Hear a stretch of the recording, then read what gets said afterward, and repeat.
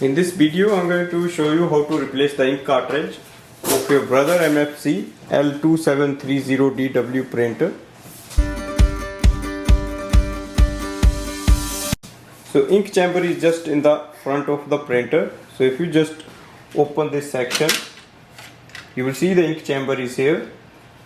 Take the ink cartridge out. So just slide it out. Take your new ink toner. Remove the plastic packaging.